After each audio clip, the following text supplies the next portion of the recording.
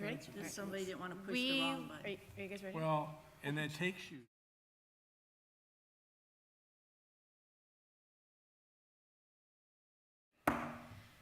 First on the agenda is the oath of office for trustee Shirley Johnson, trustee Eric Martin, trustee Mark Nelson, and trustee Michelle Wing. We're doing I this go first? first? Yeah. I didn't know we did this for Lucky. I thought we were doing this Yeah, after. it's right Yeah, there. cool. I thought we were doing it afterwards too. Yeah, Told my wife afterwards. we're doing it first. All right. Okay, you're first. I guess so. I guess we gotta be in office first. That's true. Do we need a mic?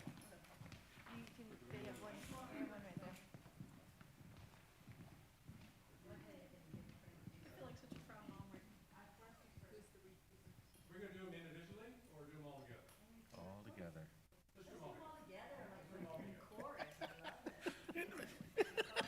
Take your time. Test. So first, before we get started, I want to thank all of you for putting your name in and getting reelected. So thank you very much. 2 of you get a 4-year term or sentence, and 2 of you get a 2-year term and sentence. So here we go. Please raise your right hand. You didn't say that in here, in the instructions, but you know, I should learn something. I state your name. Do solemnly swear that I will support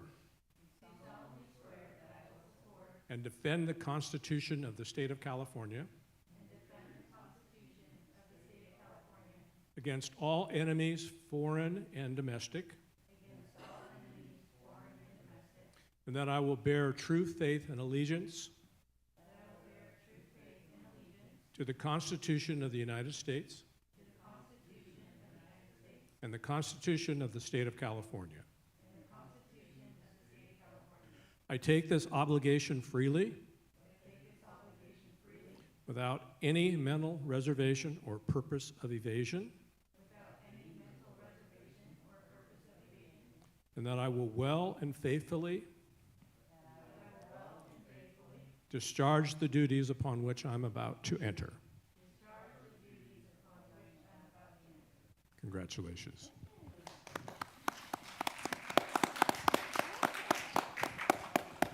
Good job, you guys. Congratulations. Good job. I heard some mumbling going on in there. So I like that without any reservation. It's an oath. It's an oath. All right. It doesn't count.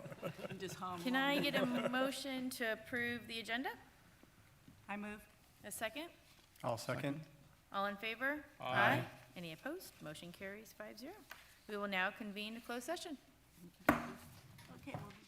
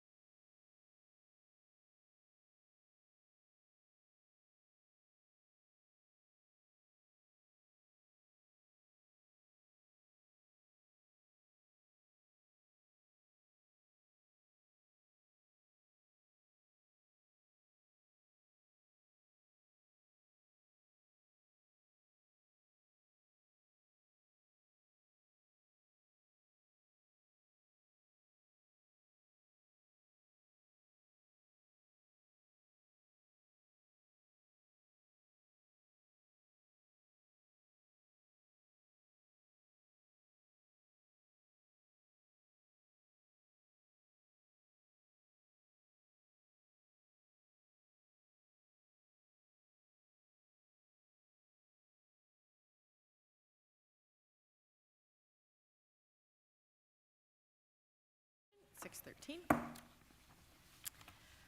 Report of action taken in closed session. Can I get a motion to approve case number 2425-01-SD? All motion. Can I get a second? I'll second. Roll call?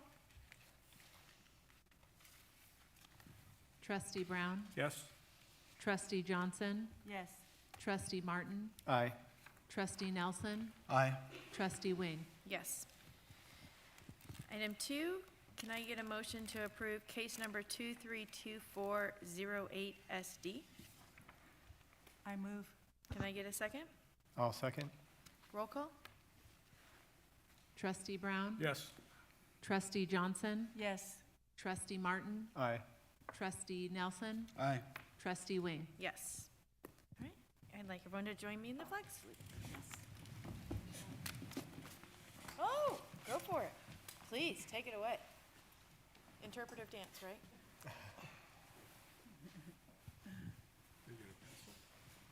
I don't have any pencils to give. Place your right hand over your heart. I pledge allegiance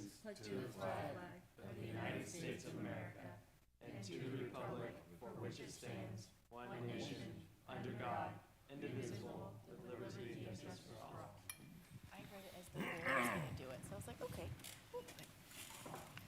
Thank you. All right. The next section is our annual organization meeting. So I shall now hand over the meeting to Superintendent Ituri. Thank you, President Wing. I just, on behalf of the board, would like to thank you for 2 years of service in the role of president. You really helped me as a new superintendent, so thank you for everything. And we just appreciate everything you've done and you. the example you've led by. So thank you. you. Appreciate it. Maybe I do need more people. Well, thank you. So this is the part where we open up for nominations of board president. So are there any nominations for board president? I would like to nominate Eric Martin for board president. Are there any other nominations? Is there a second for Eric Martin? I second. Thank you. All in favor? Aye. Any opposed? Congratulations. Thank you. It's official now. Okay, Just gonna sit back now. Go for it. enjoy your plant. Just tend to my plant over here. So next on the agenda is election of board clerk, and I'd like to open up nominations for board clerk. And I would like to nominate Michelle Wing. I'd like to nominate Michelle Wing. I second. Okay, all in favor? Oh, are there any other nominations? Okay, so second, all in favor? Aye. Any opposed? Motion carries. Okay, so next on the list is nomination for representative of Sonoma County Committee on School District Organization. And it's an open nomination. Sorry, I'm forgetting what that is. So this is, I believe, Left's been on it for like the last couple years, I believe. So this is if the Sonoma County Office of Education needed to call a meeting of all the school districts, we would send a representative. Have you ever been called? Right. No, but have you ever actually? No, had- I've never have. I mean, there was a case with, that they just did a study out in Sebastopol and, you know, to do a consolidation, they're recommending not to do that. So if they would go ahead with that, this committee would come together to vote on it, so. Great. I nominate Left to continue his role continue in doing this. You're doing a great job. Yeah. Very, very easy. I'll second. Thank you. Any other nominations? Okay, all in favor? Aye. Any opposed? Motion carries. Okay, next on the agenda is designate representatives to district committee. We have the 2x2, the LCAP, facilities, budget, special education, and DLAC. And I'd like to appoint, LAMP, right, Labor and Management Partnership. For 2x2x2, I'd like to appoint Lef and Shirley. You okay with the assignment? For LCAP, I'd like to appoint Mark and myself. And for facilities, Lef and myself. Budget, Michelle and me. And special education, Shirley and Michelle. And for DLAC, Mark. Would anybody else like to join Mark with DLAC? And Shirley, would you be able to Yes. fill that? Great. So if you're okay with that, then we will, Lamp. oh, I'm sorry. Why do I keep forgetting LAMP? It's on the next page. No, it's right there. Oh, it is? It's on the next page on mine. Okay. And Shirley, I'd like you to continue with LAMP, I continue with LAMP? Labor Management Partnership. Are you okay doing lamp? You've been to one of the meetings. I have been to, I enjoy it. Sure. Okay, great. And this is action, so we'll take a vote, right?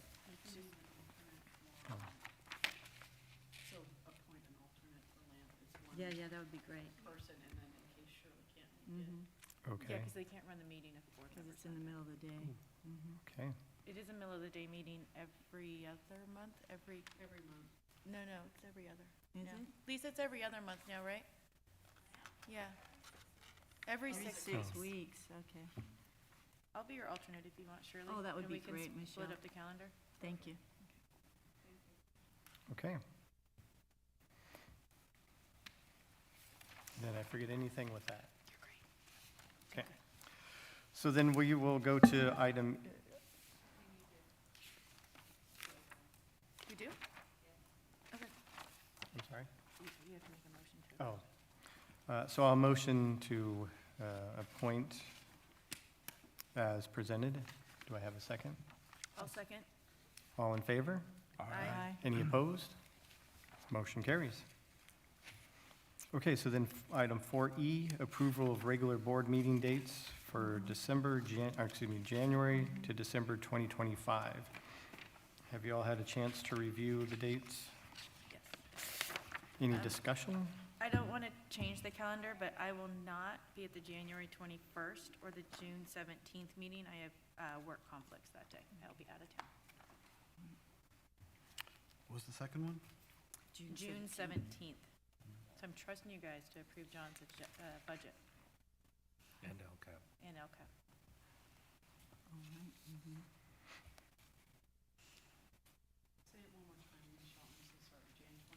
And June 17th. Any other discussion? Hit my wedding anniversary this year, wife's birthday, sure good. Right on. Do I have a motion to approve item 4E, approval of regular board meeting dates for January to December 2025? I'll move. Do I have a second? I'll second. All in favor? Aye. Any opposed? Motion carries. I haven't gone to second in 2 years. This is exciting. Next on our list is special recognitions and presentation, and we have Petaluma Health Center here to give us a presentation. I'd like to welcome Yermelia and Annie to the podium.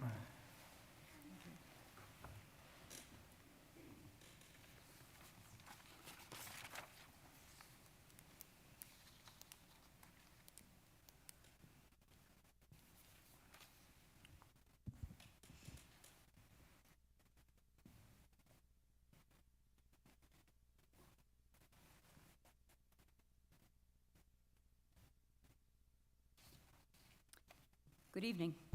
Can you hear me okay? Okay.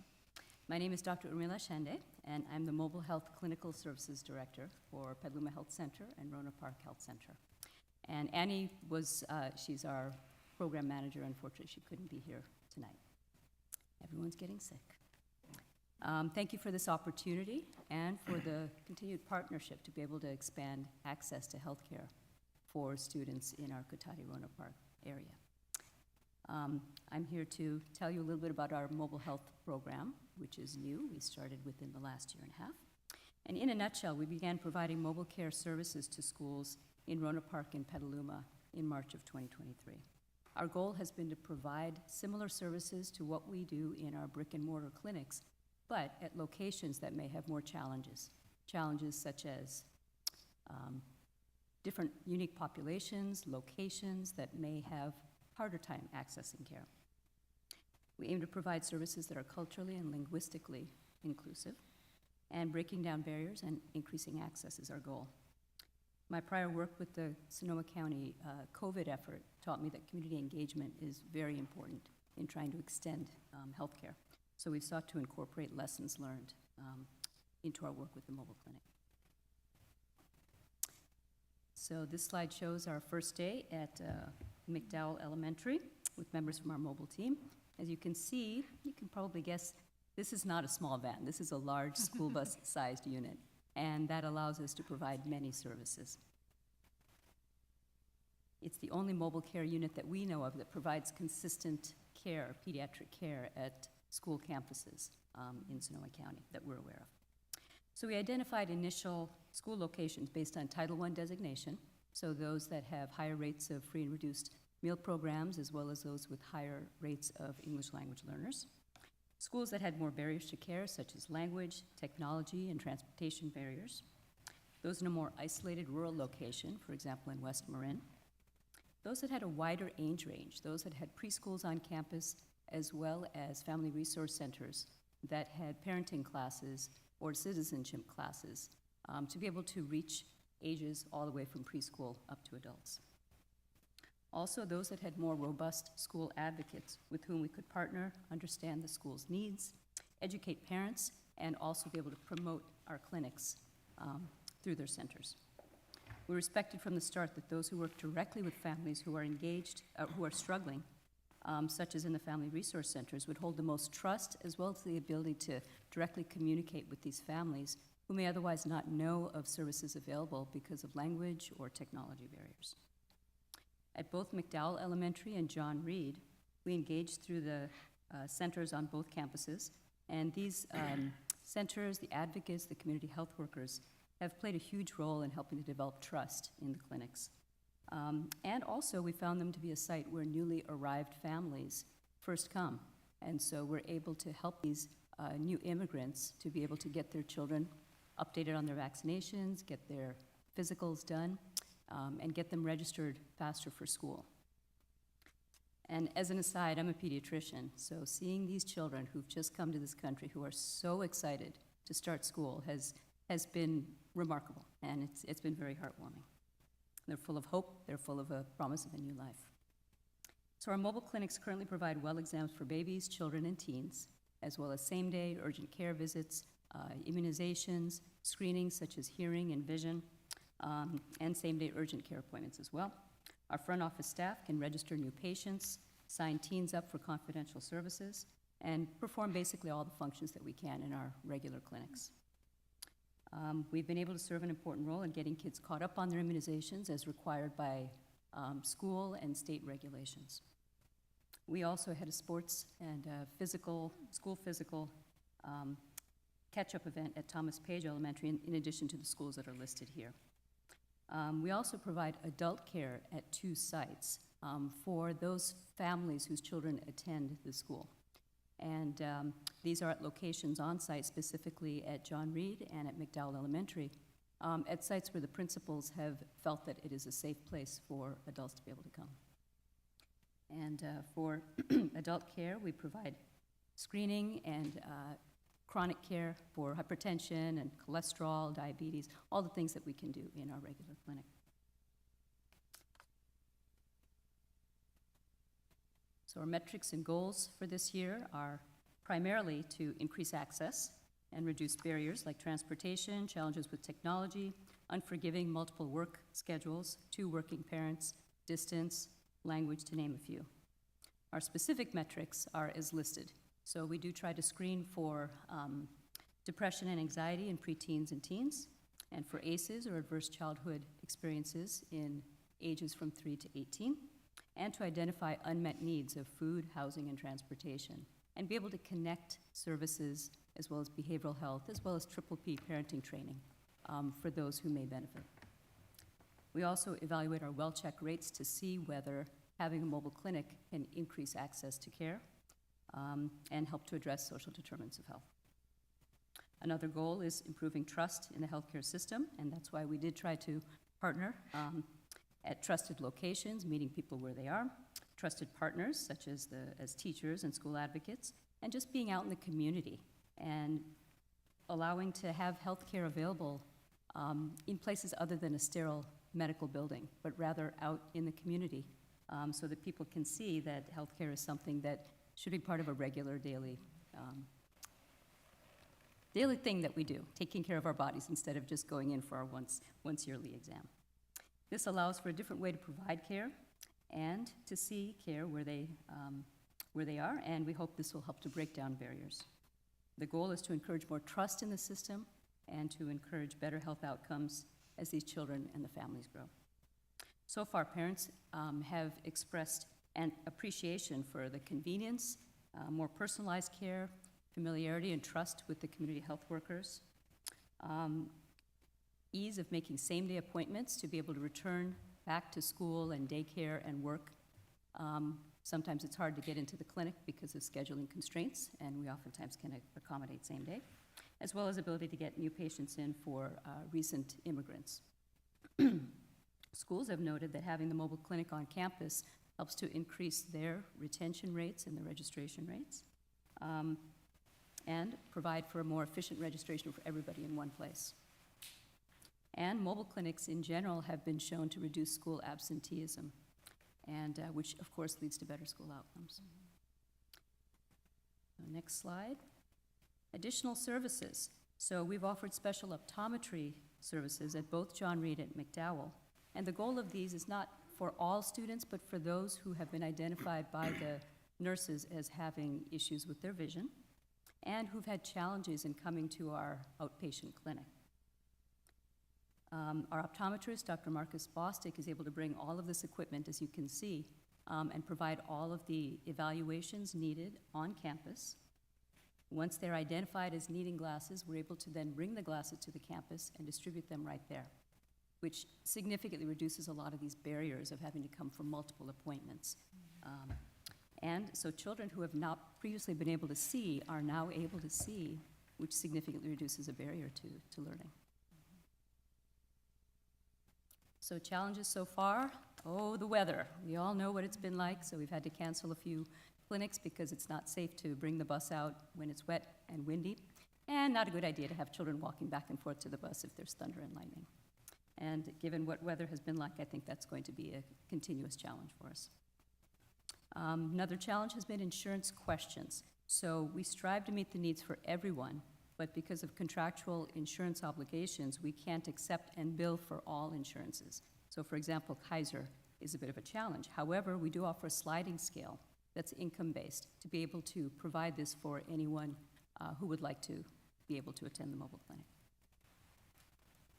If parents have questions, we encourage them to come to speak to our front office at the bus, and we can answer any questions that they might have. Our goal is to serve those who are most vulnerable community members with the highest needs. Another challenge is consistent promotion and awareness of the clinics. Promoting awareness is a challenge because there's so many services available at schools, and parents have a hard time just simply getting through yet another day. So we do supply schools with flyers at the beginning of each semester with our clinic dates and services that are available. We have consents that need to be filled out to allow us to be able to communicate in a HIPAA-compliant way with families. So we encourage schools to have families fill out these consents so that we can communicate, schedule appointments, et cetera. It's helpful if the schools are able to do this at various times during the school year. So beginning of the school year, of course, then again at the beginning of the next semester, before sports physicals are due, flu needs, so in the fall when flu vaccine and COVID vaccines are available. So doing it periodically helps to increase awareness of the clinics and have families continue to use it on a regular basis. We ask that they the consents and the flyers be presented not only electronically, but paper copies be available at the front offices, and on bulletin boards, and any opportunities that will help to promote awareness. We've connected with and forwarded these consents and flyers to preschools and daycares and aftercare, as well as the family resource centers. And then another big issue has been that we have only one bus. So we've been asked by many if we can come to their school, come to another campus, but currently we only have one bus, and we hope that going forward we'll be able to expand our program. But for right now, that is a challenge. We are at 3 to 4 different locations every week. So, and then in terms of future plans, so we are working on developing redundancy and consistency in our program operations by training additional staff and bus operators to ensure consistency. We are working on our dental program. This is one of the most common questions I get. We are working on finalizing details for the technology, the connectivity, and we hope to have it available going forward, but as of right now, we do not have a definite date for when we can start these services. We're working on surveys, feedback surveys, to learn more about how we can improve our services. And we hope to continue to grow it by increasing promotion and awareness. So, I would like to show you a quick video of the inside of the bus, if I can get this to work.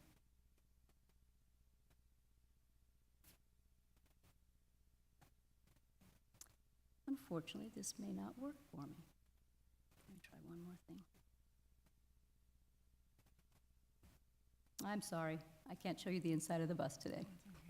It works on our iPads if we do it. We can see it on our. Yeah? Okay. Yeah. Yeah, it's about 5 seconds, but it shows you what the inside looks like. Just hit that. So, thank you for allowing me to present some information, and I'm happy to take any questions that you might have. Thank you for the presentation. This is a great plan. What is the cost for the schools? I didn't see that. No cost. It's free? Oh, wow. So what is where do you get your budget from? Where do you get is it grants? Yeah, so to start off with, we did have a school-based health grant. But at this point, we are seeing so many students, so many patients, that it's pretty sustainable. So, but yeah, the startup costs were significant, and so we do have a school-based grant. What's the likelihood of getting another bus? Oh, that's what we're asking Santa for. We're working on it. We'll have to see going forward. How busy are you? Like, what's the average number of patients do you guys see here on a regular basis? And what would be like the most slammed actualized attendance that you've seen here? That's a great question. As you can imagine, it varies day to day. Yeah. So there are some days where we have nobody scheduled, but then we have people walk up. There are some days where we far exceed. So our limit is, it depends which provider is there. So Okay. we have myself, as well as a number of nurse practitioners. So our limit is usually between 18 to 23, but we have seen as many as 26 to 28, especially when we have students who need to get their sports physicals done to be able to register for different teams. And oftentimes in the fall, when we need to do flu and COVID clinics, we see quite a few people come. So highly variable. I'd say here at Rancho, on average, I think we see somewhere around 5 to 10, and every time we're seeing more. At the family resource centers, when we see adults in addition, the clinic is constantly busy. So that's one thing we learned as we went through all the steps of this program, that there's a huge need for adults, for families also to be seen. And again, particularly for those who have more needs. So that's been a great way to expand. So question on your schedule. Sorry for my hearing, I need hearing aids. The doctor. When do you visit the schools? You said something about 5 to 10 times. Is that times at Rancho, or is that clocked? Or is that 5 to 10 is roughly how many patients that we see. Oh, 5 to 10. But in But terms how of, often, so if I'm a patient and I want to schedule, do I look at your schedule to see when you'll be here yes, and so see how that fits? that's right. So at Rancho, we're only here once a month. We would love to start doing that more. Okay. But there are certain logistical things we need to work through. When we're at John Reed Elementary and McDowell, we're there every week. And Okay. we alternate. One week, we only see children. The next week, we see adults and children. So, timeframe. I know we should be flexible. So if you show up during school time, or is it after school time, how does that work with students coming out of classrooms to go to that? I guess kind of a two-way question. Yeah, so it depends on which location. So at Rancho, I know that there is a period during which they do not want to have students leaving class. Okay. So we don't see any students during that time. Roughly, I think it's 9:45 to 10:30, something like that. Right. Otherwise, if they have pre-scheduled appointments, then they come at the time that it's been scheduled, and we try to encourage that to be scheduled around times when they're not missing important exams, et cetera. Right. And if it's walk-up, if they come after school, we're there 8:30 until 4:30 Right. on the days that we're present. Because I can remember taking my kids to the doctors, we'd have to, because the doctors weren't that flexible, you had to take them out during school times to do that. That's right. So that's, Yeah, so Anyway. it really cuts down on that transportation time, the Sure. waiting time. We're a smaller operation, there's only one provider, so the wait is not nearly as long as in the clinics. Super. So all those things, we're trying to reduce those barriers to care. Okay. Is there advocacy to get Kaiser to participate? Well, so we're with Petaluma Health Center and Rona Park Health Center, which is a federally qualified health center. So there hasn't been any collaboration with other organizations at this point. We are trying to serve the schools that are in our catchment area. But we have not had any direct communication with Kaiser about this. Okay. You might want to add that to future plans. We'll see. I just wanted to say thank you for everything that you're doing for our students. I really appreciate it. I know I met with you and Annie earlier this year, so I really want to thank you for that. I also had a question. I've had a couple of principals ask me about the optometry appointments. Can someone talk to me at another time, you don't have to do it now, about how that works? So, because there are students in some other schools that would like to get in on those optometry appointments. I know you have some challenges with that particular service, but just hoping to maybe understand that a little better so I can share it with the principals. Yeah, we can talk later about it, but what we would love to do is then to connect with the school nurse, see how much need there is, and then identify a location which is going to be able to reach the most students. But absolutely, we can look at additional dates and locations. You're welcome. I have one question. So when you go to John Reed, do you have to be a student or family of John Reed to use the services?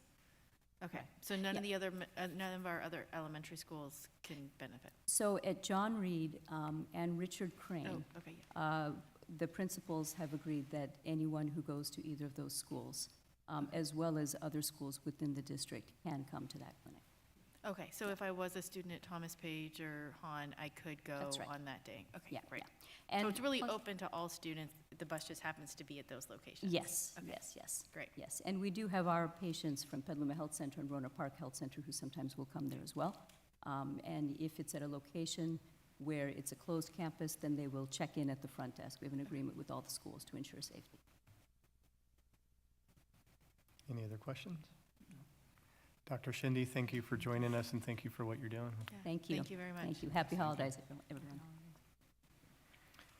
Okay, next up on our agenda is Rancho Cotati High School. I'd like to welcome Principal Heather Ramey to the podium.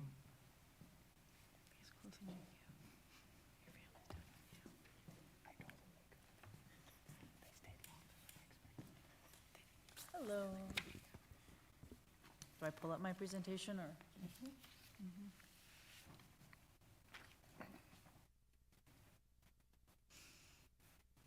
I found it.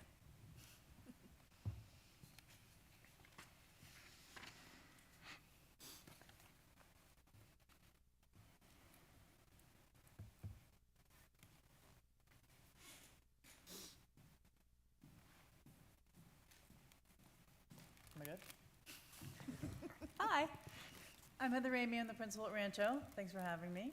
I haven't used PowerPoint in a long time. I always use Google Slides, so bearing with me on that one. I'm gonna give you a general kind of overview of some stuff we're doing at Rancho right now and some stuff that's coming up in the future.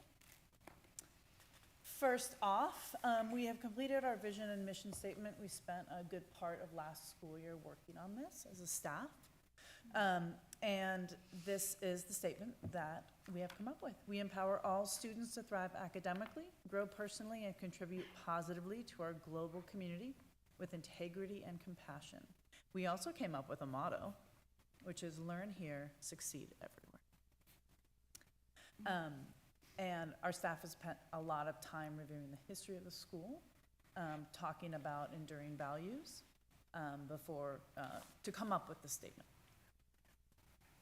Goals and progress. These are two of our WASC goals. We are in the second year of our 6-year WASC accreditation cycle. We're actively working on improving student achievement at Rancho. We are doing this through our PLC work, where teachers meet every week together to collaborate on essential standards for students by course, to collaborate on building common assessments, to review the data of those assessments and determine how to best intervene or extend student learning. And teachers meet weekly to do this. The other big goal we have is to improve our test scores on our CASP, or the SBAC, the state standardized tests. We started this year an incentive program to try to convince the students that taking this test was really cool and that they should really try really hard on the test. We gave around 200 grade bumps to students who passed the test. We're hoping that that will spread and it will get more folks to take the test a little bit more seriously. We are also working on building in more CASP or SBAC aligned curriculum so that when the students do take the test, they're more familiar with the format so they can be more successful.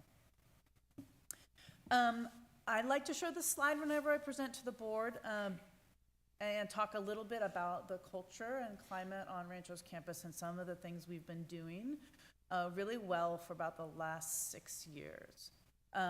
We used to have, like many high schools, quite a bit of fights on campus.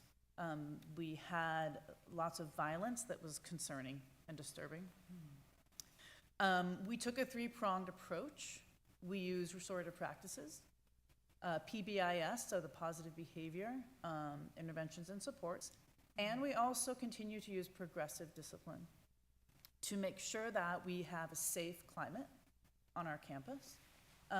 All of the foundation of the work that we do around discipline is in building relationships with our students and sustaining relationships with our students and their families. And that's where we have found the most success in the restorative work, paired with doing really targeted education to our students and being really clear about our expectations and following through.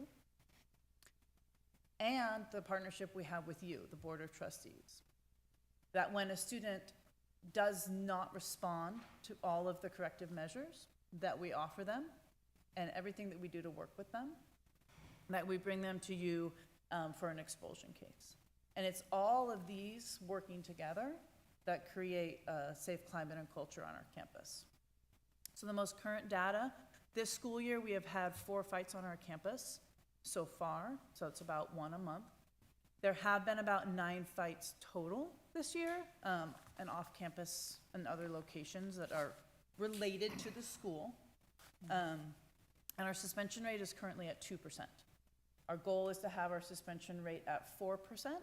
Last year we were around 6%, so we're trying to continue to lower that by using other means of correction as opposed to taking students out of school if it's not a safety concern, if the discipline infraction is not a safety concern.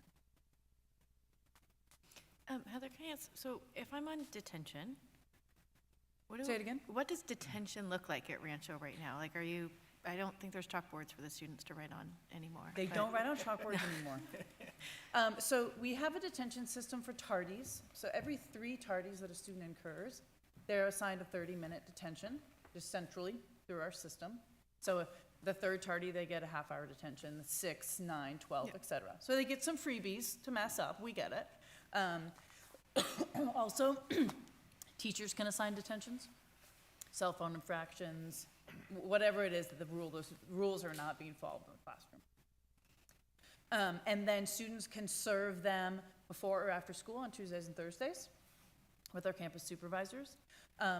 Students can also serve detention with their teachers at lunch or during their free periods or after school if their teachers need help cleaning the classroom or shuffling papers or whatever it is. So that's currently how the detention So system works. detention is more like community service, give back time, not just sit down and be quiet for 30 minutes? It's both. Oh, okay, Yeah, you have an option. okay. Sounds good. Thank you. Yeah. Perfect. Makes sense. Thank you. Okay, our 4x4 bell schedule. I want to hit numbered these wrong. 1, 1, and 3. So, the 4x4 bell schedule has done a lot of things for the climate and culture on our campus, equity and access, and academics. So, first off, SCO has ranked Rancho in the top 3 Sonoma County high schools for climate and culture as measured by the Youth Truth Survey, which you'll remember is an annual survey, for the last 2 years in a row. We were highlighted in a study that SCO did around climate and culture and safety on campus. They came and they interviewed our students to contribute to that report, and we were able to take that really useful in-depth feedback and apply some things to our climate and culture and discipline this year to make things better. Some of that constructive feedback. Our second number 1, equity and access. This is my favorite thing about the 4x4 bell schedule, is that student groups have equal access to all programs on our campus, including advanced placement and career technical education. So what that means, and I don't have the pies for you, but I'm happy to show them to you because they're really fun to look at. When you look at the demographic pies for race and ethnicity, when you look at all of Rancho by race and ethnicity, we're about 30% white, 50% Latino, and 20% other categories for the whole demographics. And then you take the advanced placement enrollment demographics and put them side by side, they are identical. And that is true equity. And it's because of the schedule, the 8 periods across the course of the year, 4 by 4, where students they have to take 6 classes a year because that's a full-time schedule, but they can take more if they want to accelerate.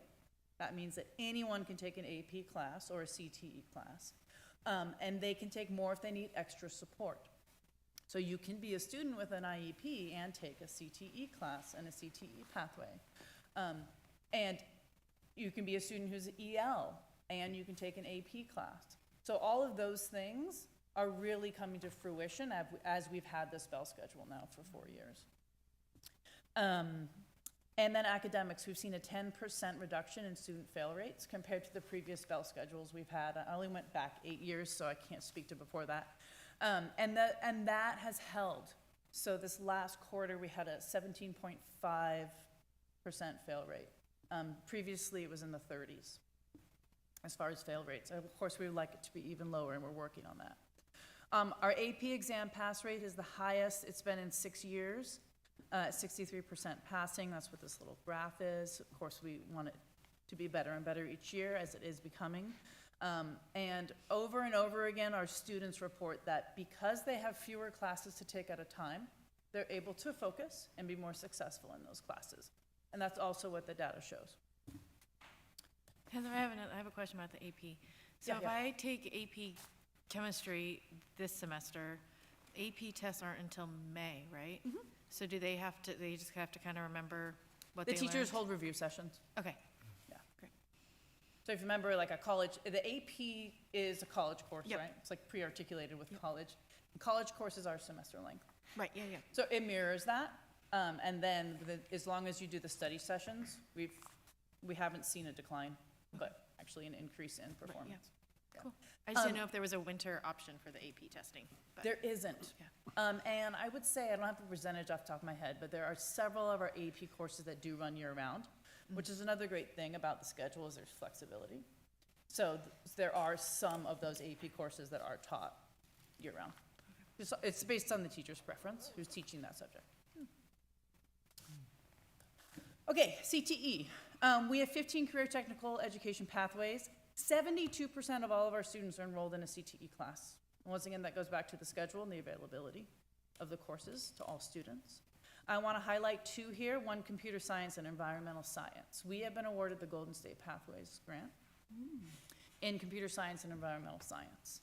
So what that means is we are taking time to really build out these two pathways and articulate them with Santa Rosa Junior College. So that students in their final year of computer science and environmental science will be taking what they call CCAP, which is a type of dual enrollment course, through the JC, and then that will be articulated onto a further pathway at the JC in computer science or environmental science. And so we're really excited to be part of this work, and we're building this out right now. We will be offering the CCAP classes are offered on our campus, so they're JC classes offered here to our students in these paths. Questions about that? Okay, and the final thing that we're super excited about is we're starting an early college program with Sonoma State University. The goal of this program is to take our current AVID program, revamp it, and partner with TRIO at Sonoma State. And to really create a barrier-free path to a four-year degree for our students for whom access to four-year college is a challenge, or is not something they would even be thinking of right now. We have built out 4 years of programming, will be a cohort model. So each year that students are in the program, they will get mentoring from current SSU students through TRIO. They will attend financial literacy workshops, and they will take an SSU Early College AVID class each year here at Rancho. So we currently have AVID, and we're going to be tweaking that to be specific to SSU. We'll be working with their early collegiate programs to align the coursework that they're offering at other high schools. They're going to be doing regular walking field trips, and we kind of share a campus with SSU right there, so they can just walk over there, see different things, and start to build a connection with that campus. In the junior year, we're going to be expecting these students to take 2 SSU classes, dual enrollment classes, on our campus. They will be taught by our teachers. We'll be articulating our advanced placement courses to facilitate this. They will have access, because they will be dual enrolled and be SSU students, access to all of the tutoring, student center, and facilities over there at SSU.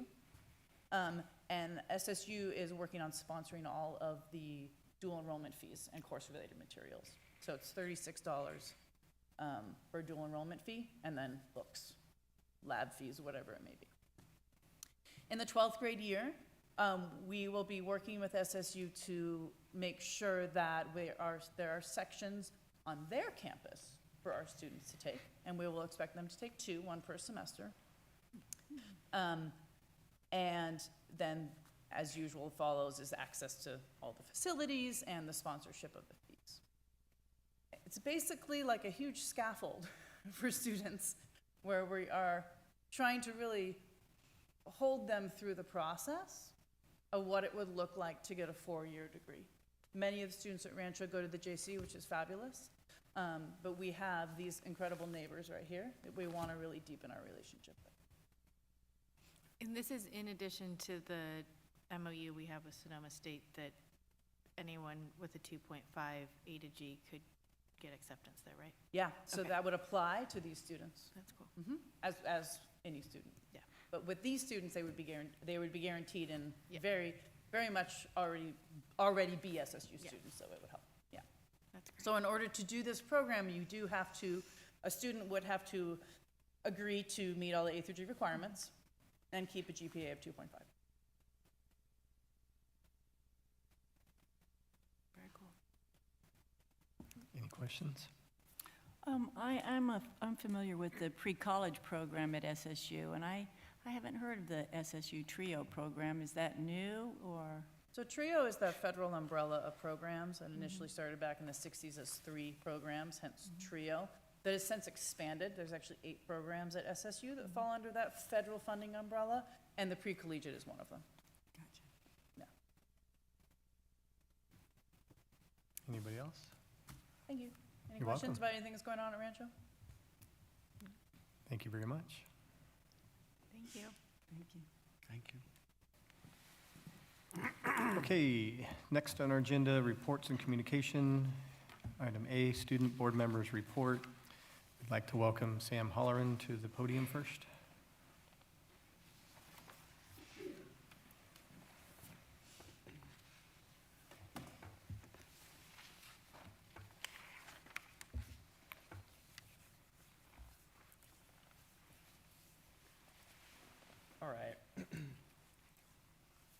Good evening, ladies and gentlemen. I'm Samuel Halloran, and I'll be presenting a little bit about what November looked like at Technology High School.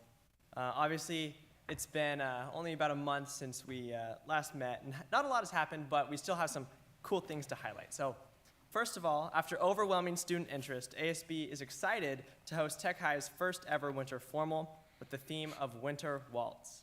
We're aiming to match the incredible turnout that we saw at homecoming, and the team is working hard to create an elegant dance to make it memorable for everybody. And the event will feature some decorations, music, refreshments, typical of homecoming, and we'll make sure to have plenty of photo opportunities to photograph this historic night for Tech High. That'll be in February, and we're looking forward to it a lot. Like I said, a lot of students were voicing their want for a winter formal, and so ASB was able to make that possible. Next, ASB is excited to start their snack bar again at the basketball home games this year, giving students and families a chance to enjoy some treats while cheering on the team. In addition, we're launching a new teacher cart initiative, which is essentially a cart that we have school supplies, snacks, refreshments that we cart around and give to teachers during the stressful time of the year. And it's just our little way to show appreciation towards the hard work that teachers put in at the school, as well as adding a little joy to their day. Now, last week, Tech High had our New Year Winter Spirit Week. The first day was Winter Whiteout, where students wear all white. Second day was Athletes versus Mathletes. You can see some photos on the left from there. On the third day, we had Sweater Weather, where students could wear their favorite holiday-themed sweater. On the fourth day, students dress as teachers and vice versa. You can see on the right some students posing Mr. Freebaron and Mr. Torrey there. And on the fifth day was Festive Friday. Students wear red, green, and other festive colors. And we hope that all the students really enjoyed the Spirit Week and that it boosted morale before coming into Finals Week, where we are right now. As far as some future plans for ASB goes, ASB is currently planning an elderly center visit where we'll spend a few hours in January engaging with the residents. And during the visit, we'll host a few fun games, crafts, and foster a connection to bring joy to the seniors living there. Activities will include some interactive games, personalized crafts, and sharing stories to build meaningful bonds. And this event aligns with our mission to serve the general community and promote companionship and connections throughout. Now, basketball season has started. This started about a month ago now, and we're off to a competitive start. So we have a new coach this year, Coach Bears. He's been the PE teacher at Technology Middle School for a while, and he's been the PE teacher at Tech High for 3 years now. The boys' team current record is 1-3, and the girls' record is 2-2. Both are actually playing games right now, and we're looking forward to having a game against Rancho on Saturday. And we're proud of our players for putting effort into the season, even when school is getting pretty hard.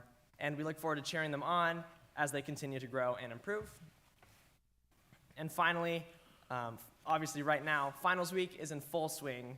Now, students are working hard to finish the semester strong, and there's a focused energy on campus you can kind of feel as everyone prepares for exams and wraps up their final projects. Despite the busyness, though, there's a sense of excitement in the air with winter break just around the corner. Students and staff alike are looking forward to the rest time and being able to recharge. And in the new year, seniors will be hosting a senior breakfast for seniors to just celebrate their final finals week being over, and we're looking forward to ending the productive semester on a high note. That's it. Thank you, Sam. And next up for Rancho Cotati High School is Haley Tran.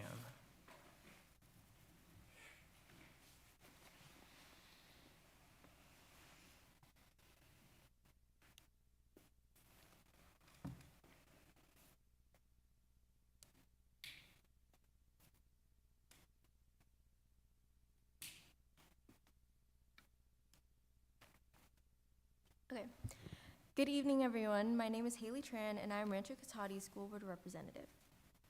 Starting off with student culture, the canned food drive started on November 20th and is being held until November 18th. Rancho donates over 10,000 pounds of food for Neighbors Organize Against Hunger, feeding our Cougar community every year. We accept non-perishable foods. We do not accept glass, animal food, ramen, water, or homemade goods. The teachers whose students donate the most will keep a COVID stand up of the can in the room with bragging rights for the students to earn a pizza party. The winners will be announced at the Airband Rally on the 20th. On December 5th, we had our second blood drive of the year. We had 22 scheduled donors, 22 registered donors, and 19 procedures. 29 life-saving units were collected, which is 87 lives saved. Thank you to all who donated. ASB held a booth at the tree lighting event on December 6th. We offered gift wrapping for donations, raising nearly $10. ASB also held a booth at the Shop and Stroll on December 7th with gift wrapping, where we were able to raise $70. ASB also held an Applebee's Flapjack fundraiser, which was an event that was held on December 7th. We sold $12 tickets and served a meal of pancakes, eggs, sausages, and drinks. Thanks to everyone who supported, and we raised over $700.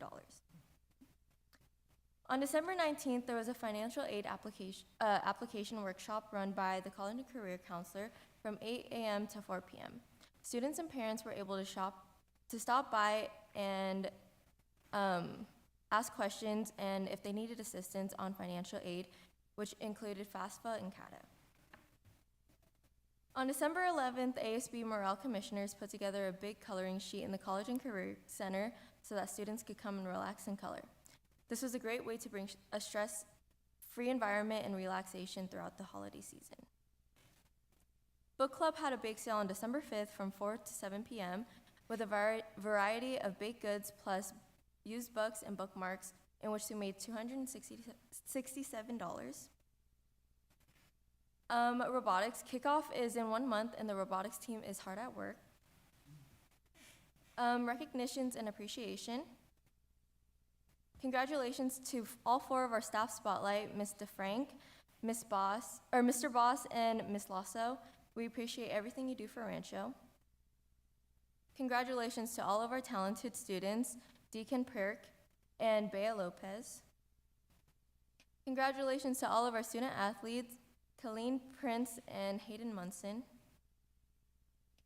And this month of November is dedicated to 12 of our instructional assistants. I put together a goodie bag with candies, candy canes, and a hot chocolate packet, in which I will be distributing on Friday to show appreciation for all they have done for the students on our campus. We appreciate all of our instructional assistants. Upcoming events. We are approaching the halfway mark of senior year. Here are some past and upcoming senior events. There were senior parking spots that were sold for $35 with an ASB card and $40 without. There were senior portraits. The senior class assembly was held on October 21st in the TAG gym.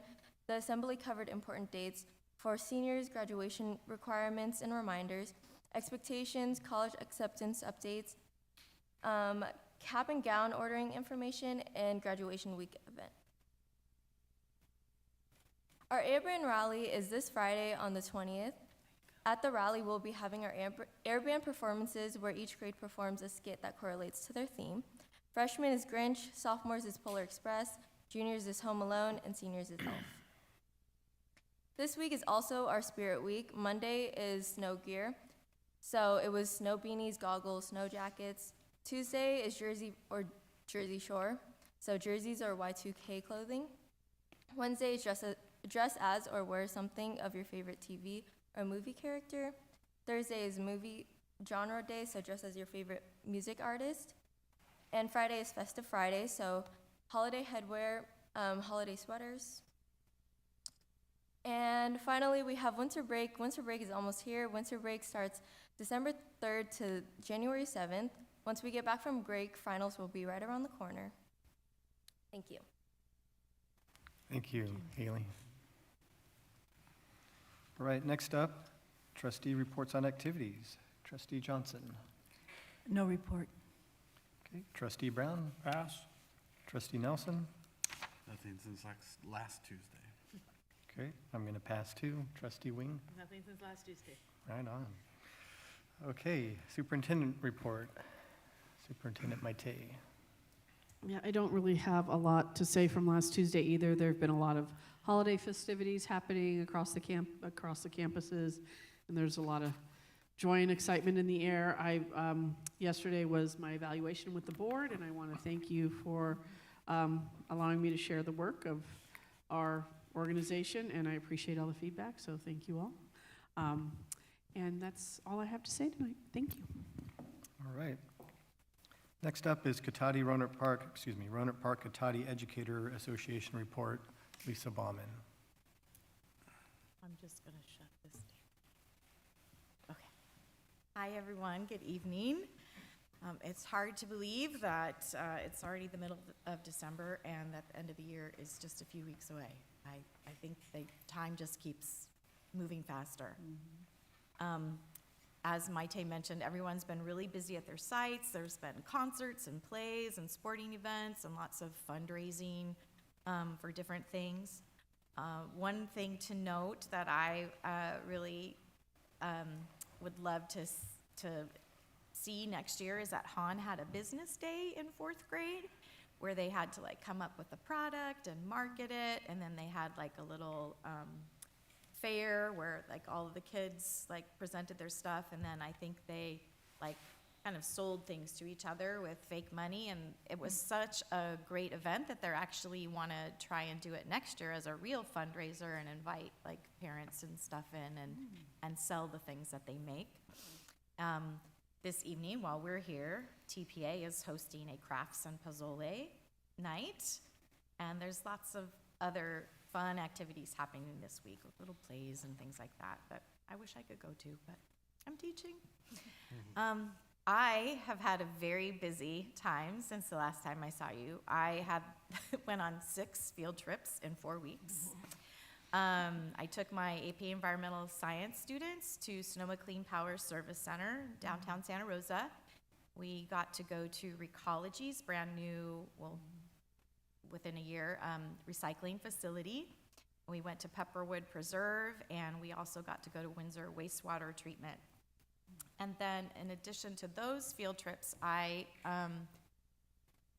the mentor for a group of 5 students. Some of them are former students, some of them are in my APES class now, and they are part of Sonoma Resource Conservation District's FARMS program, which is a leadership program that takes kids, and every month they go on a different field trip somewhere in the county that has an agriculture or environmental focus, and they also learn a lot about careers, and they learn a lot of character building and leadership type things. And so the 2 field trips that we went on, one in the end of November and December, were we went out to Open Field Farm in Petaluma. I saw parts of Petaluma I didn't know existed. And we worked with Straw program, which is they do watershed restoration, and so the kids got to actually plant acorn seeds. I know it sounds silly. Actually, we didn't plant acorn, but buckeye seeds and walnut seeds, so they're trying to restore a creek.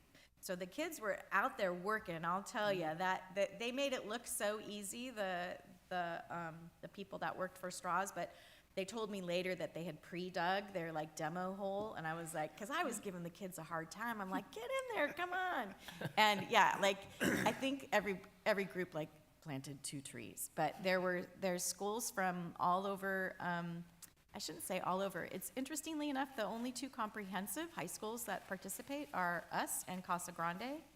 And then most of the other participants are from the continuation or alternative high schools in the program, like Omarosa, and I want to say Ridgeway, but I'm not sure, Sonoma Mountain, something like that. There's a few of them. It's a really great group of kids. And then we got to go to Westminster Woods last week. It was freezing, but we had a great time. The kids really enjoyed it. And I'm super excited to have gone on all these because I've made a lot of great connections. And Heather mentioned the environmental CTE pathway. That's me. And so I am super excited about the exposure these students have been getting to environmental careers and the connections I'm making to help build a robust CTE pathway. Okay, so as I was thinking about what I wanted to say tonight, workplace violence was top of mind. I know I've spoken about this in my previous reports, and unfortunately, it just requires repeating. Our members universally express violent and aggressive student behaviors as their number one concern. They continue to experience distress over the learning conditions for the students in their classrooms, who must also endure the same extreme behaviors that are troubling them. And not only are students witnesses to these acts of aggression, but sometimes they're also the victims. At our representative council meeting last week, our educators used the following words to describe how they're feeling: unsafe, defeated, disheartening, impossible, overwhelming, and I can't talk about my classroom without crying.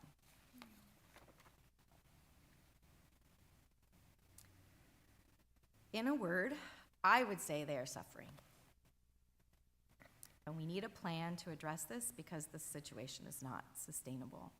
I worry that a lot of them are going to leave the district, the profession.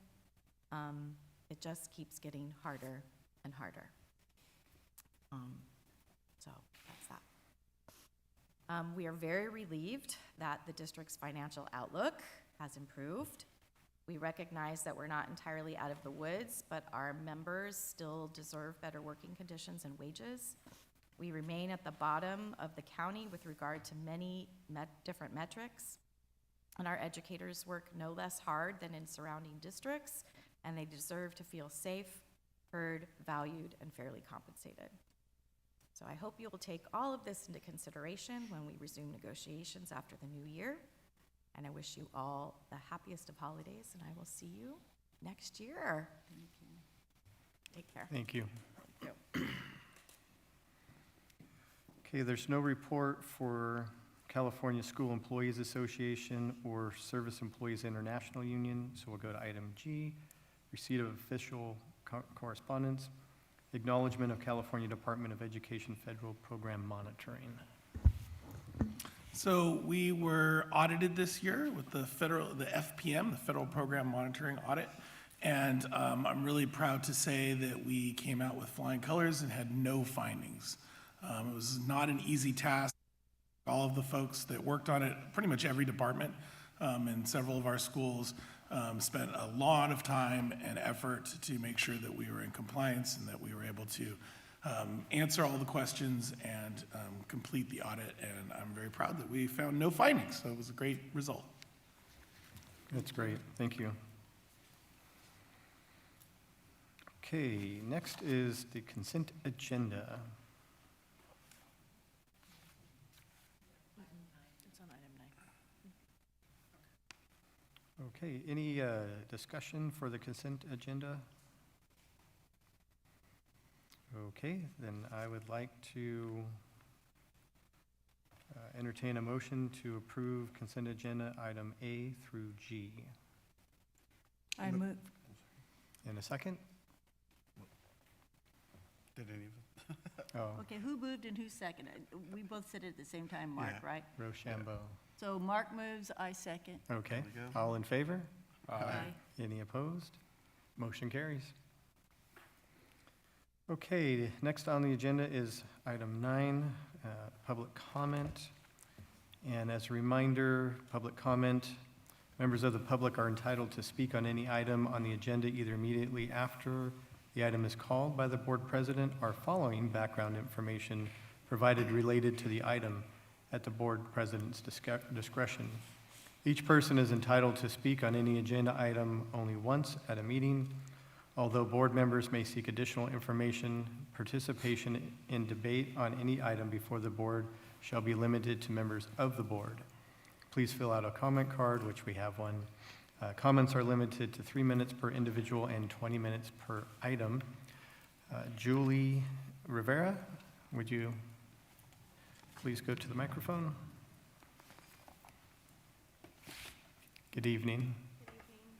I think I'm still the only one not affiliated with the school campus. aside from having children in elementary and middle school right now.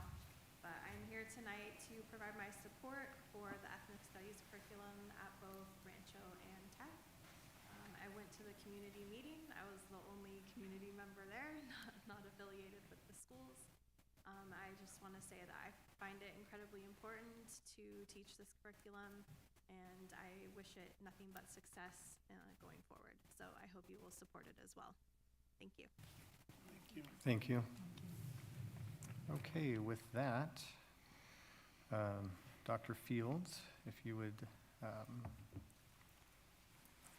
start the discussion of course description for Technology High School and Rancho Cotati High School. Great. So we present for you the outlines of the ethnic studies curriculum proposed for next year. The new law requires that we present a course next year, a one-semester course in ethnic studies. Then the freshman class, not of next year, but the following year, when they graduate, will be required to meet the ethnic studies curriculum graduation requirement. So we got together with, we had a public meeting, as our last speaker just mentioned, to share the curriculum and the progress that we've made on developing it. And we ask that you review the curriculum, take a look, and then at our next meeting, we will ask you to vote to approve it. And these are course outlines. They followed the model curriculum the state of California has put out and were built in conjunction and collaboration with our partners at SCO by our teachers at both of our high schools. I think what we've come, and so some of the part of the courses, this is the outline of it, and not all of the details are in there. Most of them, there's a really good summary of what they're about and should give you a pretty good idea of what we're trying to cover in the curriculum. Great, thank you.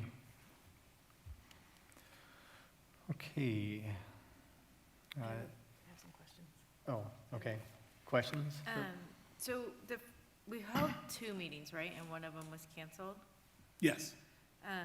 And then on the original form that went out, so there was a lot of people, there were people that went to the first meeting that got canceled, right? That Yes. did not go to the second meeting? That's correct. And then on that. Yeah, we had 6 people, sorry to interrupt. We had 6 people that showed up at a meeting that we had canceled. We were able to speak to all of them and then invited them to come to the second meeting as well. How did you speak to all of them? I called them up and some of the people that showed up, they left, they took a list of all the people that came and got their email addresses. I was able to reach out to those folks and then offered up opportunities to speak to them. And I think we were able to talk to everybody that had showed up that night, at least everybody that I was informed that had come. Okay. And it really is, it was a sad situation. I happened to be at school. We were sitting there and didn't know that people were there to come to the meeting because it had been canceled, or I would have been able to address them at the time. Right. So on the original form that went out, it had the 3 dates, the original one, the one in December, and then the one in February that said tentative. I think that it would be the responsible choice for us to have that meeting in February. So December is a really busy time for people, a lot of people, it just is a little baffling to me that there was a larger response at the first one and only one parent went to the second one. So I have a feeling that there's probably parents that would like to have some sort of input, and maybe either didn't know about the December meeting or December's just really busy. So because the kind of the snafu with the first one, I would hate to cancel the third one because we did publish that it would be possibly happening. Absolutely happy to do that. One of the intent is for next year, part of these courses is they're kind of a pilot, right? It's the first year, it's not actually a required course for kids to take. We want to try it out, and then we intend to, meet next year as well and see how things went. But we absolutely can hold that meeting in February as well. Perfect. And then my other question, and Maite got me some information today, I'm a little confused of why Rancho Cotati and Tech on an ethnic studies course would have such a different program. If the Rancho Cotati one was already in existence, I don't understand why we would use, I guess I'm trying to figure out how we can reduce redundancy. So we talk a lot about we don't have enough people, those people don't have enough time, and then we don't have enough money. So if there was already a program kind of started at Rancho Cotati, I don't understand exactly why we would use people's time and those resources to create something at Tech High, when we know that time and that specific resource is limited. And I guess I don't understand why they would be different. Yeah, there's different schedules and different teachers and staff Well, the folks who created, Rancho used a current class that they had and adapted it to meet the model curriculum criteria. Tech High had not had such a class, so they were starting from scratch and felt that it would be a better fit for them and their school and their program and the folks that they have to teach the course. So we started from the model curriculum from the state, worked with SCO. They have a collaborative group that's been meeting over like last summer and this year to meet and help us design that. And then we got feedback on both courses from SCO, our partners there, and they were able to, and we used their rubric to assess for compliance and quality. And neither of these classes currently require like us to spend any financial resources for curriculum.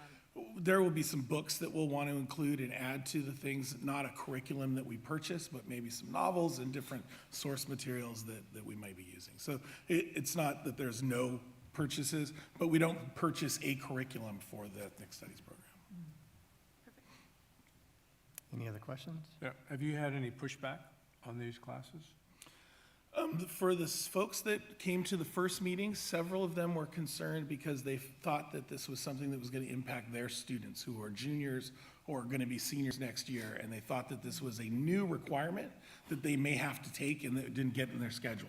And they're like, hey, we've been planning our 4-year program and never had this in there. And once they understood that this is not a requirement for anyone who is currently in our high schools, they were okay with that and concerned. We didn't have anyone who was concerned as of yet as with the topic or the content of the courses or what we're intending to teach.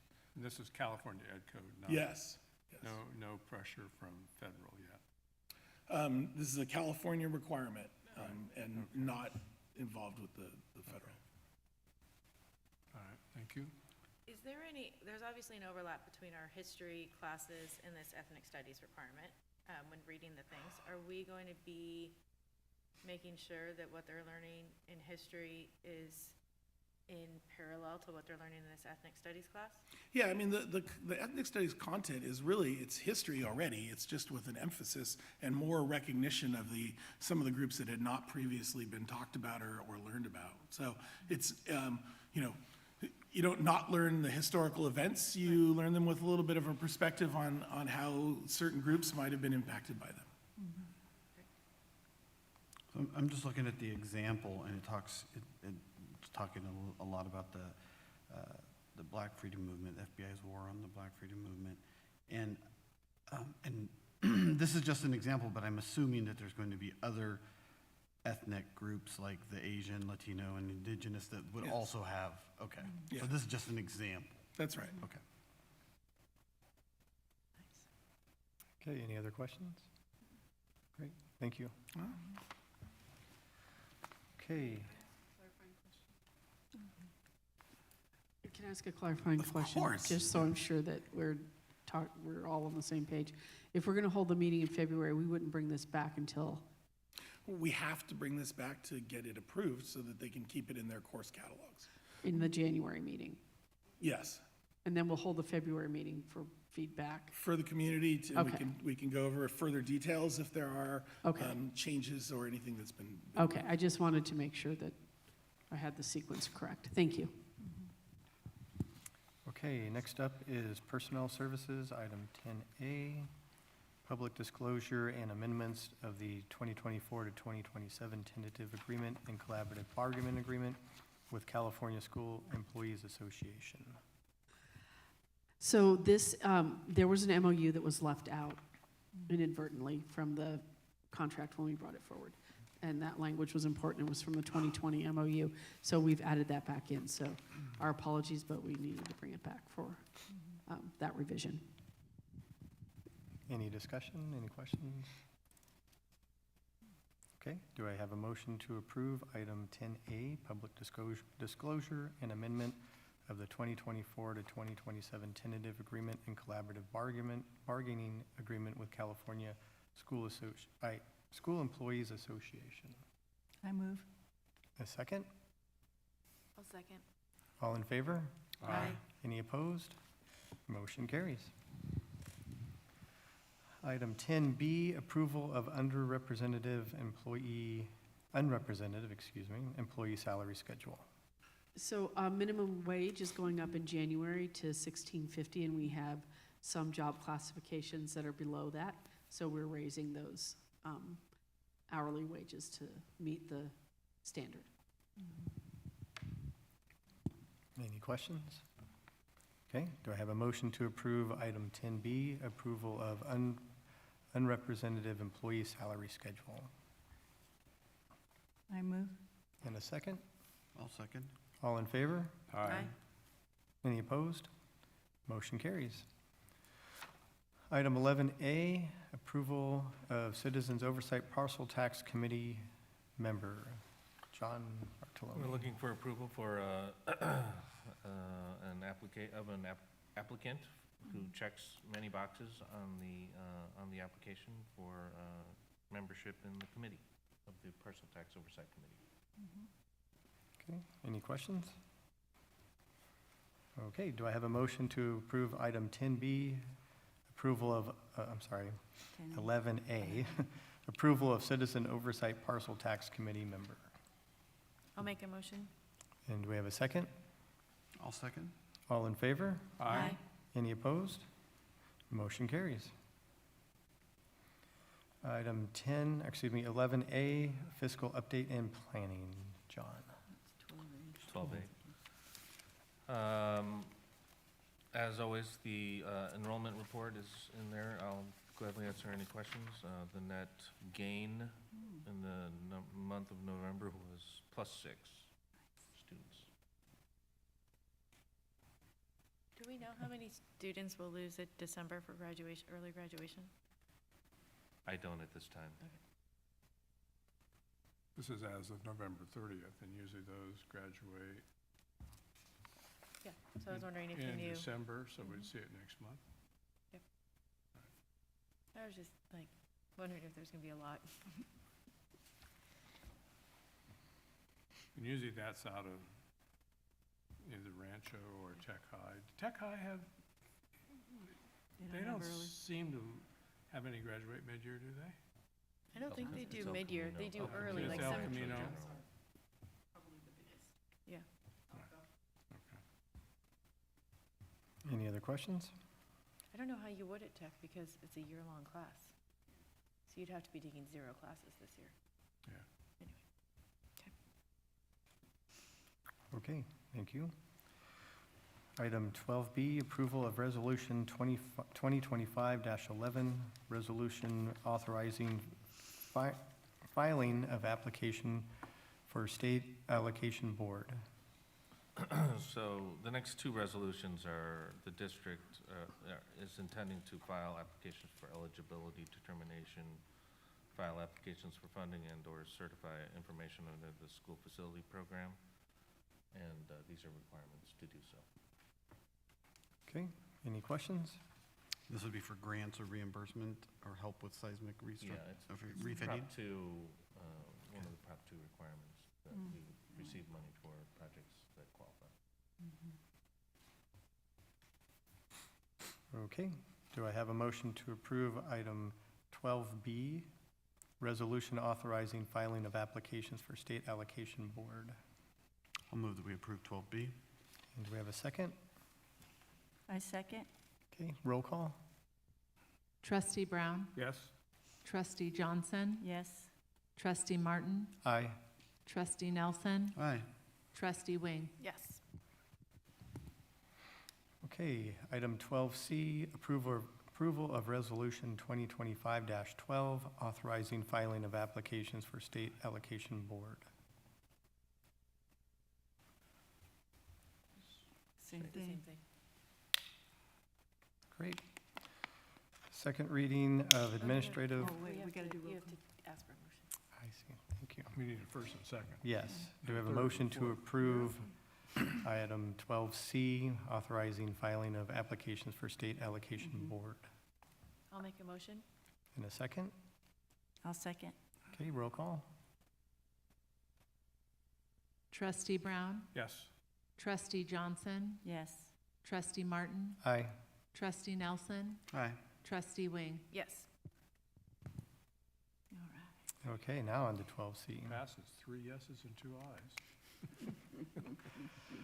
Second reading of Administrative Regulation 4261-1, personal illness injury leave. You just need to ask for a motion. Okay, thank you. Do I have a motion to approve item 12D, second reading of Administrative Regulation 4261.1? I move. And a second? I'll second. All in favor? Aye. Any opposed? Motion carries. Acceptance of gifts and donations to school in district. Yes, we received books for our elementary schools from Open Books. The total was $1,000 in elementary school books, and they went to all our elementary schools. So thank you to Open Books. All right, do I have a motion to approve item 12E? I'll move. Any seconds? Second. Okay, all in favor? Aye. Any opposed? Motion carries. Item 13, future business and agenda items. Trustee Johnson? Oh, thank you, yeah.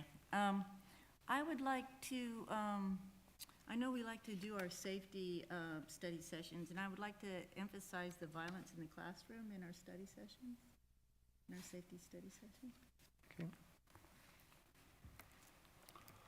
Trustee Brown? Pass. Okay, Trustee Nelson? I'd like to get a big barrel here and light a bonfire for us. You have during- hand warmers? There's hand warmers. Oh, I haven't opened, okay, there we go. Problem solved. Ask and have shall yours on? receive. Trustee Wing? I have nothing today. Okay. I would also like to get more information on student violence and specifically frequency and then levels of violence. Okay, no need to convene to close session, so we will adjourn at 7:35. Good